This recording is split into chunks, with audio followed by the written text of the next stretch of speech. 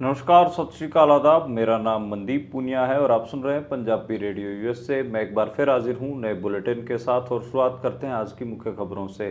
भारत के खेतीबाड़ी मंत्री शिवराज सिंह चौहान ने झारखंड के मुख्यमंत्री हेमंत सोरेन के ऊपर चंपाई सोरेन की जासूसी करने के आरोप लगाए हैं। उन्होंने कहा है कि हेमंत सोरेन लगातार चंपाई सोरेन की जासूसी कर रहे हैं और एक वरिष्ठ नेता को तंग करने का काम कर रहे हैं। आज सुप्रीम कोर्ट ने हेमंत सोरेन के साथी प्रेम प्रकाश को जमानत दे दी है।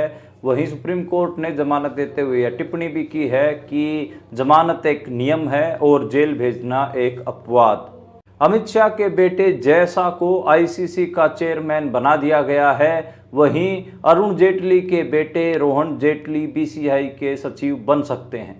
उत्तर प्रदेश की योगी आदित्यनाथ सरकार एक सोशल मीडिया पॉलिसी लेकर आई है जिसमें योगी सरकार के गुणगान करने पर योगी सरकार 8 लाख रुपए तक आपको पैसे देगी। इसके अलावा अगर आपने उनकी खिलाफत की तो आपको जेल भी भेजा जा सकता है। देश विरोधी कंटेंट को लेकर 3 साल से लेकर उम्र कैद की सजा का प्रावधान लिखा गया है।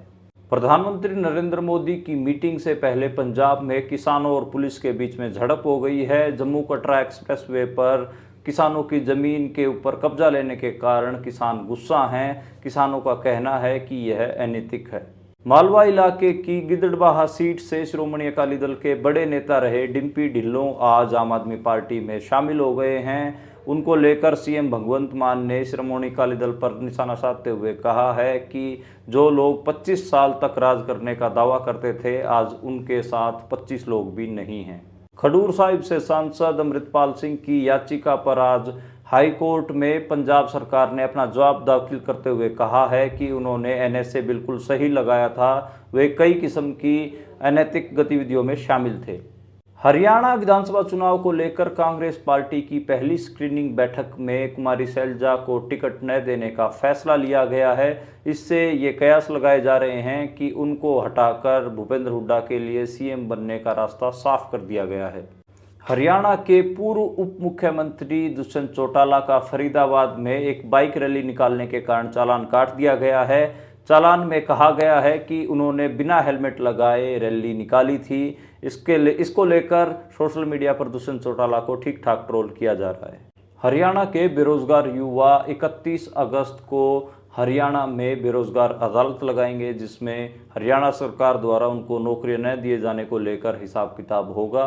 इसके अलावा युवाओं ने ये भी फैसला लिया है कि नेताओं को नोटों की नहीं बल्कि मुद्दों की मालाएं पहनाई जाएंगी। ये थी आज की मुख्य खबरें। अब करते हैं इन खबरों का विश्लेषण और शुरुआत करते हैं पहली खबर से। पहली खबर मध्य प्रदेश से पूर्व मुख्यमंत्री रहे और इस समय भारत के खेतीबाड़ी मंत्री शिवराज सिंह चौहान के बारे में। उन्होंने पास लगते सूबे झारखंड के बारे में एक बड़ा दावा किया है। उन्होंने दावा किया है कि झारखंड के मुख्यमंत्री हेमंत सोरेन चंपाई सोरेन की जासूसी करवा रहे हैं। आपको पता होगा कि हेमंत सोरेन जब जेल में गए थे तो उन्होंने चंपाई सोरेन को मुख्यमंत्री बना दिया था, लेकिन जैसे ही वो जेल से छूट कर आए तो उन्होंने हेमंत सोरेन ने वापस अपनी गद्दी ले ली थी, जिसके कारण चंपाई सोरेन काफ़ी खफा हुए थे। अब चंपाई सोरेन भाजपाई हो गए हैं और चंपाई सोरेन ये कोशिश कर रहे थे कि झारखंड मुक्ति मोर्चा के कुछ विधायकों को तोड़कर वहां पर बीजेपी की सरकार बनवा दें, लेकिन ऐसा हुआ नहीं। और इसी को लेकर शिवराज सिंह चौहान उनके ऊपर खिज निकाल रहे हैं और कहा है कि हेमंत सोरेन चंपाई सोरेन की जासूसी करवा रहे हैं। एक तो उन्होंने कोई सबूत पेश नहीं किए हैं, लेकिन सभी अपनी सरकार को बचाने के लिए कुछ न कुछ तो करते ही हैं। जब चंपाई सोरेन हेमंत सोरेन के विधायकों को तोड़ने के लिए और अमित शाह के हाथ बेचने के लिए पूरा प्रपंच रच रहे थे तो उस समय तो मेरे को लगता है कि जो भी हेमंत सोरेन ने करवाया होगा वो सही रहा होगा, तो इसको तो मैं गलत मानता नहीं हूँ। जो मौके पर बीजेपी के 2 बड़े नेता हैं अमित शाह और नरेंद्र मोदी, इन्होंने कई सूबों में कई प्रदेशों में सरकारें गिरवाई हैं, सरकारों को तोड़ा है। हिमाचल प्रदेश में भी इन्होंने ट्राई किया, मध्य प्रदेश में तो कमलनाथ की सरकार को गिरवाया था इन्होंने। तो ऐसे एक लंबी फहरिस्त है। राजस्थान में भी इन्होंने ट्राई किया था, तो एक लंबी फहरिस्त है। और महाराष्ट्र में तो बिल्कुल पार्टियों के 2 फाड़ करके इन्होंने भाजपा की सरकार बना ली, तो एक हिसाब से इस चीज़ के लिए बदनाम है। और झारखंड में भी यही करना चाह रहे थे, हेमंत सोरेन की सरकार गिरा के भाजपा की सरकार बनवाना चाह रहे थे, लेकिन ऐसा हुआ नहीं। अगली खबर की ओर बढ़ते हैं और अगली खबर सुप्रीम कोर्ट से आई। हेमंत सोरेन के साथी प्रेम प्रकाश को सुप्रीम कोर्ट से जमानत मिल गई है। वे भी जो हेमंत सोरेन के ऊपर मामला दर्ज था कि उन्होंने कुछ एकड़ ज़मीन के ऊपर ज़बरदस्ती कब्जा किया, उसी आरोप में बंद थे और सुप्रीम कोर्ट ने उनको जमानत देते हुए कहा है कि पीएमएलए कानून में लिखा गया है कि जमानत नियम है और जेल भेजा जाना अपवाद। लेकिन इस इन सब चीज़ों का पालन जो लोअर कोर्ट हैं वो नहीं कर रहे हैं। वो पता नहीं किस डर में काम कर रहे हैं। वो जमानत देने की बजाय जो एक हिसाब से हम कहें कि आरोपी होते हैं उनको जेल में रखना ज़्यादा बेहतर समझते हैं और वो महीनों तक सालों तक जेल में पड़े रहते हैं। 2014 के बाद ये देखा गया है कि जितने भी नेताओं को, विपक्ष के नेताओं को जेल में भेजा गया है उनका कम से कम साल 6 महीना तो लगवाया गया है, उसके बाद ही उनको जमानत दी गई है। तो इसको लेकर जो सुप्रीम कोर्ट की अभी टिप्पणी आई है इसको तो मतलब मेरे को लगता है कि ठीक ही है और एक हिसाब से थोड़ा और कड़ा रुख लेना चाहिए। और अब आसार भी लग रहे हैं कि शायद अरविंद केजरीवाल को अगली सुनवाई के दौरान जमानत मिल जाए, क्योंकि हेमंत सोरेन की भी रिहाई हो चुकी है, के कविता की भी रिहाई हो चुकी है जो तेलंगाना के सीएम की बेटी थी, पूर्व सीएम केसीआर राव की बेटी थी। तो उनको भी जो सेम लिकर घोटाला था उसी में ही एक आरोपी बना रखा था। तो अब लग रहा है कि मनीष सिसोदिया के कविता के बाद अब अरविंद केजरीवाल की जमानत हो जाएगी।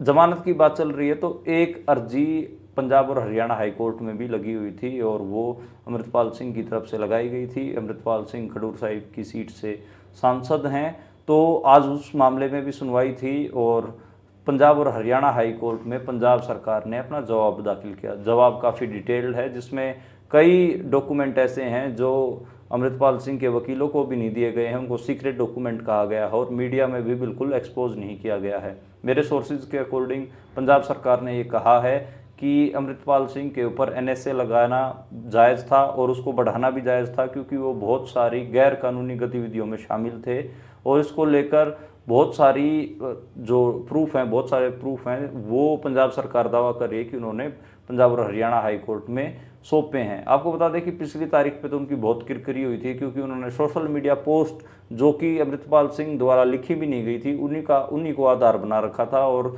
नेशनल सिक्योरिटी को थ्रेट बताकर एनएसए बढ़ाने की बात कही थी। लेकिन अब जो जवाब दाखिल किया वो थोड़ा डिटेल दाखिल किया है। मेरी अमृतपाल सिंह के वकीलों से बात हुई है तो उन्होंने कहा है कि कल हमारा एक और केस लगा हुआ है, डेरा सच्चे सौदे वाला, तो उसके बाद हम एक बार उस रिप्लाई को पूरा पढ़ रहे हैं जो फाइल किया, उसके बाद ही हम कोई कमेंट कर पाएंगे। तो अमृतपाल सिंह के वकीलों ने कोई कमेंट करने से मना कर दिया है।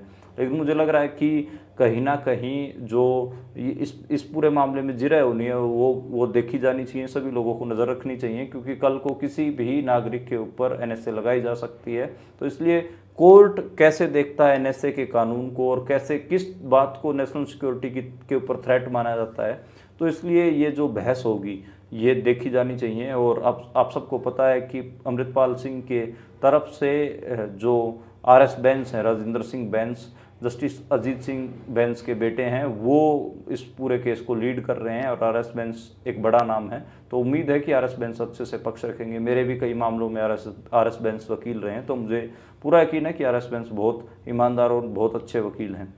अगली खबर की ओर बढ़ते हैं और जो अगली खबर है वो अमित शाह के बेटे के बारे में है। अमित शाह के बेटे जय शाह, जो पहले बीसीसीआई पर काबिज थे, अब वो आईसीसी पर काबिज हो गए हैं, आईसीसी के चेयरमैन बन गए हैं और अब आईसीसी के नए एडमिनिस्ट्रेशन जय शाह होंगे। ये उनकी मेरिट ही कहिए आप अगर कहेंगे कि ये तो जैसे बहुत सारे शब्द भारत की पॉलिटिक्स में होते हैं कि ये तो अमित शाह का शहजादा है और ये तो राजकुमार था इसलिए वहाँ तक पहुँच गया। और एक शब्द जो अंग्रेजी में मैं थोड़ा सा स्किप कर रहा हूँ, तो उस शब्द का भी बहुत एक हिसाब से इस्तेमाल होता है। तो ये कहा जा रहा है कि अमित शाह के बेटे थे इसलिए वो इस पद तक पहुंच गए। ठीक है कि लोग कह रहे हैं, लेकिन उनकी मेरिट भी तो देखिए, वो अमित शाह के घर में पैदा हुए, आप नहीं हुए। तो एक हिसाब से उनकी मेरिट यही है कि वो अमित शाह देश के केंद्रीय गृह मंत्री के घर में पैदा हुए हैं और इस वजह से वो बीसीसीआई के चीफ भी रहे और आईसीसी के अब चेयरमैन हो गए हैं। अरुण जेटली जो बीजेपी के एक और नेता होते थे, वित्त मंत्री भी रहे भारत के, उनका निधन हो गया था। उनके बेटे रोहन जेटली बीसीसीआई के नए चीफ हो सकते हैं, क्योंकि सचिव हो सकते हैं, सेक्रेटरी हो सकते हैं, क्योंकि आप सबको पता है कि जैसे ही अमित जो जय शाह हैं वो आईसीसी संभालने जाएंगे तो बीसीसीआई पर उनकी पोस्ट खाली हो जाएगी। तो एक बार के लिए लगा था कि शायद ये किसी मेरिट के बेस पे किसी और आदमी को दे दी जाएगी, लेकिन ये भी बीजेपी के एक नेता के बेटे को दे दी जा रही है। तो इनकी काबिलियत ही यही है कि देश के बड़े नेताओं के घर में ये पैदा हुए हैं। तो रोहन जेटली शायद बीसीसीआई के नए चीफ हो सकते हैं। तो एक हिसाब से जो परिवारवाद सबसे ज़्यादा चिल्लाती है बीजेपी, और यहाँ पर बीजेपी बिल्कुल परिवारवाद नहीं कर रही है, क्योंकि ये तो उनके मेरिट के ऊपर है। तो खैर, मेरिट चिल्लाने वालों को अब परिवारवाद शायद नहीं दिख रहा है। मेरे को लगता है कि बीजेपी जितना परिवारवाद फैला रही है उसके ऊपर भी नज़र रखने की ज़रूरत है, और उसके ऊपर भी ज़रूर लोगों को बोलने की ज़रूरत है। अगली खबर की ओर बढ़ते हैं, और अगली खबर है उत्तर प्रदेश से। उत्तर प्रदेश सरकार एक गजब की स्कीम लेकर आई है। उस स्कीम का नाम क्या है कि सोशल मीडिया पर योगी सरकार का प्रचार करो और आप 8 लाख रुपए तक महीना कमाओ। उसमें उन्होंने 4 श्रेणियां बना रखी हैं, जो ए, बी और सी और डी। तो एक हिसाब से जो यूट्यूब पे जो बड़े प्लेयर्स हैं उनको 8 लाख रुपए महीना तक देगी, फिर 6 लाख रुपए, फिर 4 लाख, फिर 2 लाख रुपए तक। ट्विटर के अकाउंट हो, इंस्टाग्राम हो, तो रील बनाइए सोशल मीडिया पर, आप वीडियो बनाइए और योगी आदित्यनाथ का गुणगान करिए और आप पैसे कमाइए। ये स्कीम है। लेकिन इस स्कीम में एक खतरनाक चीज़ और है। उसमें ये है कि जो भी मुखालफत करेगा उसको सज़ा हो सकती है 3 साल से लेकर और उम्र कैद तक। ये बहुत खतरनाक है। उसमें उन्होंने 2-3 टर्म डाल दी हैं। उसमें एक डाल दिया देश की सुरक्षा का मामला डाल दिया है कि जो देश के खिलाफ कुछ भी होगा। अब ये बड़ी वेग टर्म है, देश के खिलाफ आप किन चीज़ों को गिनोगे, किन को नहीं गिनोगे। जो ऑफिसर होंगे वो तो सरकार के ही होंगे, तो किसी भी चीज़ को भी देश के खिलाफ या फिर गैर कानूनी बता के आपको जेल में डाल सकते हैं। तो एक हिसाब से जो प्रतिरोध है उनके स्वर को दबाने की कोशिश है। योगी आदित्यनाथ जो अब की बार लोकसभा चुनाव हुए थे उत्तर प्रदेश में, बीजेपी वो सोशल मीडिया पर पिछड़ गई थी। सोशल मीडिया पर समाजवादी पार्टी के अखिलेश यादव ने अच्छा काम किया था, उनकी पार्टी को ज़्यादा ट्रैक्शन मिल रहा था, ज़्यादा व्यूअरशिप मिल रही थी। इसीलिए अब योगी आदित्यनाथ परेशान होकर, कि उनकी तो कोई तारीफ ही नहीं कर रहा सोशल मीडिया पर, इसलिए पॉलिसी लेके आए कि तारीफ करो और पैसे पाओ, और अगर आपने मुखालफत की, खिलाफत की, तो आपको जेल भेज दिया जाएगा।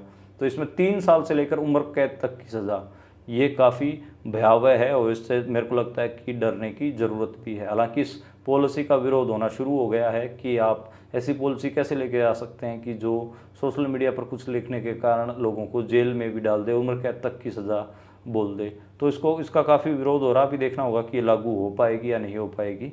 अगली खबर की बात करते हैं, और अगली खबर पंजाब से है। पंजाब में प्रधानमंत्री नरेंद्र मोदी NHAI के प्रोजेक्ट्स को लेकर एक मीटिंग करने वाले थे, लेकिन उस मीटिंग से पहले ही पंजाब के मलेरकोटला में माहौल तनावपूर्ण हो गया। वहाँ का प्रशासन जम्मू कटरा एक्सप्रेसवे के लिए किसानों की ज़मीन के ऊपर कब्जा लेना चाह रहा था, लेकिन किसान नहीं माने और किसानों ने वहाँ पर अपनी ज़मीनों का कब्जा नहीं लेने दिया। जो कई सारे किसान यूनियन हैं वो इस मामले में सक्रिय हैं, और मलेरकोटला के इलाके में पुलिस रात को दबिश भी दे रही है। किसान नेताओं की धरपकड़ भी शुरू कर रखी है, लेकिन किसानों ने कहा है कि उनका जो अनैतिक ज़मीन अधिग्रहण है उसको वे होने नहीं देंगे। आपको पता होगा कि जो NHAI है उसके करीब 3,000 करोड़ रुपए के जो प्रोजेक्ट हैं वो पंजाब के मामले में अटके हुए हैं, और वही ज़मीन अधिग्रहण से रिलेटेड मामले हैं। और किसान भी चाहते हैं कि उनकी ज़मीन का उनको पूरा पैसा मिले, सही अधिग्रहण, सही तरीके से अधिग्रहण हो। ये नहीं है कि औने पौने दामों में और कोई किसी की भी ज़मीन को हड़प कर बैठ जाए और मुआवजा खा ले। तो कई सारे मसले हैं, इसमें पेच फंसे हुए हैं। प्रशासन के साथ किसानों की बैठकें भी हो रही हैं, लेकिन बेनतीजा रह रही हैं। सुबह प्रशासन कहता है कि हम किसानों के साथ बैठकर बातचीत करेंगे और मुद्दे को हल करेंगे, और शाम को किसानों की धरपकड़ शुरू कर देता है। आज करीब 14 नाकों को तोड़कर किसान अपनी ज़मीनों के ऊपर पहुंचे हैं, और वहां पे उन्होंने मोर्चे लगा रखे हैं और कहा है कि हम ज़मीनें खाली नहीं करेंगे। अगली खबर की ओर बढ़ते हैं, और अगली खबर पंजाब की पॉलिटिक्स के बारे में ही है। मालवा की गिद्धड़वाहा सीट को लेकर अब सियासत तेज हो गई है। वहां से शिरोमणि अकाली दल के नेता डिम्पी ढिल्लों आज आम आदमी पार्टी के हो गए हैं। CM भगवंत मान ने श्रोमणी अकाली दल के ऊपर तंज कसते हुए कहा है कि सुखबीर बादल कहते थे कि जो वो 25 साल तक राज करेंगे, आज उनके पास 25 लोग भी नहीं बचे हैं। और सुखबीर बादल ने भी इसके ऊपर प्रतिक्रिया दी है। उन्होंने कहा है कि डिम्पी ढिल्लों को 10 दिन का समय दिया जाता है, अगर वो 10 दिन में वापस आ जाएंगे तो उनको दोबारा से टिकट दे दी जाएगी। डिम्पी ढिल्लों कई बार MLA के चुनाव लड़ चुके हैं, और ये कहा जाता है कि डिम्पी ढिल्लों एक मजबूत नेता गिदड़बाहा में हैं, जो राजा वड़िंग है कांग्रेस के, उनके और उनके परिवार को हराने का मादा रखते हैं। खैर अब भगवंत मान के खेमे में जाकर बैठ गए हैं और वे श्रोमणी अकाली दल के हल्का इंचार्ज होते थे, एमएलए के प्रत्याशी भी थे। डिम्पी ढिल्लों ने जो नाराज़गी जताई है वो मनप्रीत बादल से जताई है। उन्होंने कहा कि मनप्रीत बादल मुझे काफ़ी लंबे समय से परेशान कर रहे थे, इसलिए मैंने पार्टी को छोड़ा है। और सुखबीर बादल कह रहे हैं कि मनप्रीत बादल तो बीजेपी में है, उनका क्या काम हमारी पार्टी से। तो एक अजीब सी खिचड़ी है, इसमें कई प्लेयर हैं, भगवंत मान एक प्लेयर हैं, डिम्पी ढिल्लों दूसरे प्लेयर हैं, तीसरे प्लेयर सुखबीर बादल हैं, चौथे मनप्रीत बादल हैं। तो एक अजीब सी खिचड़ी है। इसमें तथ्य क्या हैं वो आप लगा लीजिए, लेकिन मैंने आपको सभी के बयान बता दिए हैं कि सारे किस किस्म की बातें कर रहे हैं। अगली खबर की ओर बढ़ते हैं और जो अगली खबर है वो हरियाणा से है। हरियाणा में टिकटों के बंटवारे को लेकर चीज़ें शुरू हो गई हैं। कांग्रेस ने अपनी पहली स्क्रीनिंग कमेटी की बैठक पूरी कर ली है। पहली स्क्रीनिंग में कुमारी शैलजा को ये कहा गया है कि आपको टिकट नहीं दी जाएगी। कुमारी शैलजा सिरसा से सांसद हैं और अपने आप को बतौर मुख्यमंत्री की दावेदार पेश भी कर रही हैं, लेकिन आज उनको पहली स्क्रीनिंग में बोल दिया गया है कि वो एमएलए का चुनाव नहीं लड़ेंगी। इससे दो बातें साफ हो रही हैं, तो शायद भूपेंद्र हुड्डा के लिए मुख्यमंत्री की कुर्सी का रास्ता साफ किया जा रहा हो, या फिर ये भी हो सकता है कि क्योंकि वो अगर चुनाव लड़ेंगी विधानसभा का तो सिरसा की सीट खाली हो जाएगी। अगर कांग्रेस के पास एक बड़ा बहुमत आया तो शायद ये भी हो सकता है कि जैसे 2005 में भूपेंद्र हुड्डा सांसद होते थे तो उनको वहाँ से बुलाया गया और सरकार बन जाने के बाद, विधायक आ जाने के बाद उनको मुख्यमंत्री बनाया गया था। तो ये भी हो सकता है कि अगर कांग्रेस की सीटें ज़्यादा आ गई तो फिर कुमारी शैलजा को मुख्यमंत्री बनाया जा सकता है, लेकिन अभी के लिए उनको एमएलए का चुनाव नहीं लड़वाने दिया जाएगा। एक नई अपडेट और है, नई अपडेट जेजेपी का और आज़ाद समाज पार्टी के अलायंस के बारे में कल हमने बात की थी कि उनका अलायंस हो गया है। तो आज भूपेंद्र हुड्डा के बेटे दीपेंद्र हुड्डा, उन्होंने कमेंट करते हुए कहा है कि इनेलो और जेजेपी दोनों ही वोट कटुआ पार्टी हैं, दोनों ही बीजेपी से पैसे लेके आए हुए हैं। और इसको लेकर हरियाणा में कई सारी थियरियाँ भी चल रही हैं। हरियाणा में जो लोकसभा चुनाव हुए थे उसमें कांग्रेस को 5 सीटें मिली थी, जिसमें किसान वर्ग के साथ साथ 68% दलित बिरादरी ने भी कांग्रेस को वोट किया था। तो दलित प्लस जाट एक ऐसा कॉम्बिनेशन बना था जिससे कांग्रेस को की उम्मीदें जागी थी। और अब बीजेपी ने तो अलग अलग किस्म के प्रयास शुरू कर दिए हैं दलित वोट बैंक को बांटने के। एक तो इनेलो बीएसपी के साथ अलायंस कर रही है और जेजेपी कर रही है आज़ाद समाज पार्टी के, तो दोनों ही दलितों की पार्टियां हैं। तो दोनों ऐसी बीजेपी की जिनको बी टीम कहा जाता है उनके साथ अलायंस कर रही हैं। तो इसको लेकर कई सारी थ्योरियाँ भी हैं कि भाई ये तो एक हिसाब से दलितों का एक मेजर वोट चंक जेजेपी और इनेलो ले जाएंगी और उससे कांग्रेस को नुकसान होगा। दूसरा एससीए और एससीबी की पूरी लड़ाई है, उसमें भी बीजेपी चाह रही है कि जो नॉन चमार और नॉन जाटव जो वोट बैंक है दलितों में वो उनके पास आ जाए, जिसे हरियाणा में डीएससी 4 कहा जाता है और एससीए के नाम से भी जाना जाता है, जिसमें वाल्मीकि होते हैं, धानक और खटीक। इसके अलावा जो डिनोटिफाइड ट्राइब्स हैं उसमें आप लगाइए कि सांसी कम्युनिटी हो गई, बावरिया और बाजीगर, ये जितनी भी कम्युनिटियां हैं तो ये सारे एससीए माना जाता है हरियाणा में। तो इनको बीजेपी हड़पना चाहती है, इनकी वोट बैंक को बीजेपी अपने कब्जे में करना चाहती है। तो ये एक सियासत हरियाणा में देखने को मिल सकती है कि दलितों का जो 68% वोट कांग्रेस को गया था उसके लिए बीजेपी ने अपनी बिसात बिछा दी है कि कैसे उसमें डिवाइड पैदा किया जाए, कैसे उसकी वोटों को बांटा जाए। तो 22% के आसपास हरियाणा में दलित वोट बैंक है, उसमें 11% के करीब जो वोट बैंक है वो चमार कम्युनिटी का माना जाता है। और चमार कम्युनिटी के बारे में ये हरियाणा में कहा जा रहा है कि वो बीएसपी और चंद्रशेखर की पार्टी एएसपी दोनों का ही कोर वोटर है। तो शायद वोट कांग्रेस को ना मिलके उन दोनों में डिवाइड हो जाएगा और जो 11% नॉन चमार दलित वोट बैंक है वो बीजेपी को जाएगा, क्योंकि बीजेपी ने एससीए और एससीबी की वर्गीकरण की लड़ाई छेड़ रखी है। उसमें वो साफ तौर पर वर्गीकरण करने की बात कह रहे हैं और रिजर्वेशन में 2 हिस्से करने की बात कह रहे हैं। तो ये हो सकता है हरियाणा में कि अब की बार कांग्रेस को के दलित वोट बैंक के ऊपर डेंट लगे और बीजेपी को उसका फ़ायदा होगा। हालांकि अभी तो चुनाव होने हैं तो उसमें जो कुछ भी जिस किस्म की बातचीत होगी वो मैं आप तक जरूर पहुंचाऊंगा, ग्राउंड रिपोर्ट भी करूंगा।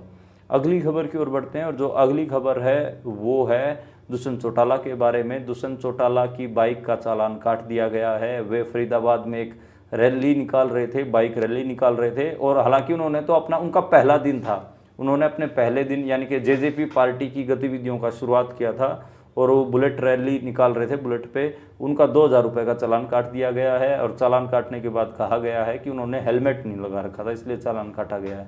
तो मेरे को लगता है कि वो इस किस्म की हरकतें इसलिए भी करवा रहे हैं अपने साथ कि लोगों के मन में थोड़ी क्रेडिबिलिटी हो जाए, कि उनको जैसे बीजेपी की बी टीम कहा जा रहा है, तो चाह रहे हैं, वो ये दिखाना चाह रहे हैं कि बीजेपी तो उनको तंग कर रही है। 2,000 रुपये के चालान से ये साबित नहीं होगा कि आपको तंग किया जा रहा है।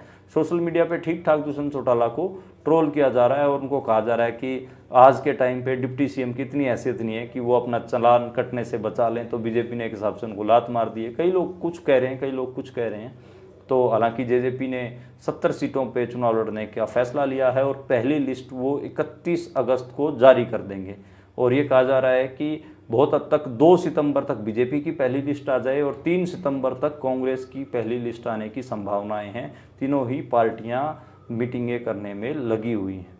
अगली खबर की बात करते हैं और अगली खबर हरियाणा में बेरोजगारों को लेकर है। बेरोजगारों ने एक बेरोजगार अदालत बुलाने का फैसला लिया है जो कि 31 अगस्त को होगी। और 31 अगस्त को इस बेरोजगार अदालत का काम क्या है, ये जो पिछले 10 साल में बीजेपी की सरकार में जितने भी बेरोजगार युवा हैं उनको नौकरियां क्यों नहीं मिली, क्यों भर्तियां पूरी नहीं हो पाई, सरकार ने कितनी नौकरियां निकाली ही नहीं, उसको लेकर वो बात करेंगे और उसको लेकर अपना विरोध प्रदर्शन भी दिखाएंगे, विरोध दिखाएंगे। तो ये एक अनूठी अदालत होगी, तो इसको देखना जरूरी है। और इन युवाओं ने एक फैसला और लिया है, उन्होंने कहा है कि नेता जब हमारे गांव में आएंगे तो हम उनको नोटों की मालाएं नहीं पहनाएंगे, जो पैसों की माला होती है वो नहीं पहनाएंगे, बल्कि उनको हम मुद्दों की मालाएं पहनाएंगे। उन मालाओं के ऊपर जनता के मुद्दे लिखे होंगे ताकि हमारे नेताओं को याद रहे। तो ये एक हिसाब से बेरोजगार युवाओं का प्रतिरोध, उनका एक हिसाब से विरोध करने का एक नया तरीका है। तो देखना होगा कि क्या गुल खिलाएगा। 31 अगस्त को मैं इसकी ज़रूर रिपोर्टिंग करूँगा, क्योंकि नौजवान सेक्शन की जो आवाज़ें हैं वो भी आप तक पहुँचनी चाहिए। तो आज के लिए इतना ही, कल दोबारा मुलाकात होगी नई खबरों के साथ, नए बुलेटिन के साथ। आप देखते और सुनते रहिए पंजाबी।